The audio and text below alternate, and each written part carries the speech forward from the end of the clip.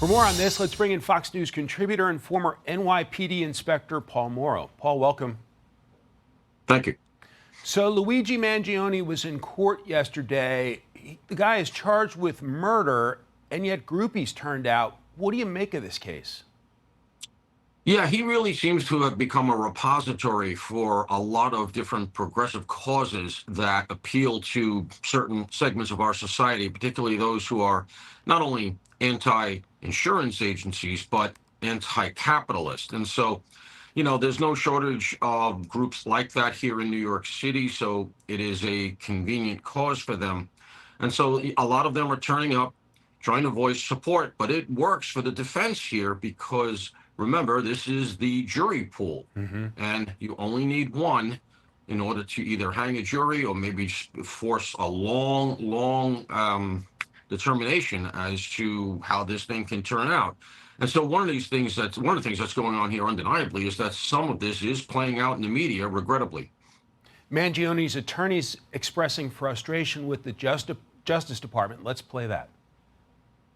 The Department of Justice has refused to allow him to be in state custody, despite the fact that they've all agreed that the state court is going to go first. Now, this is problematic for several reasons. Number one, the federal government is still considering whether to execute Luigi and considering whether to seek the death penalty. Is that a legitimate concern or just desperation? I would argue that it's a little bit of both, because this is a very unusual circumstance. I don't recall ever seeing the federal government coming in and going for an indictment, which hasn't happened yet federally, but will. They have a complaint lodged. I've never seen them do that and then say, but we'll step off and state you can go forward. Truth of the matter is, you can't have two simultaneous trials. You're not going to have two simultaneous things going on here. At one point, one of them is really going to have to take the back seat. And while the state case appears right now to be the one that's going to go first, I think there's a good chance that that may change. And I think that the feds are going to assert their jurisdiction here.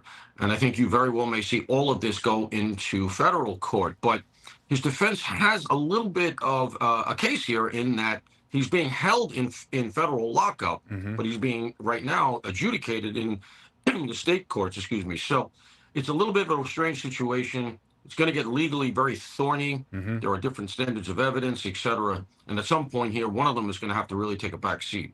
Paul Mauro, great to see you. Thanks for your analysis today. Thank you.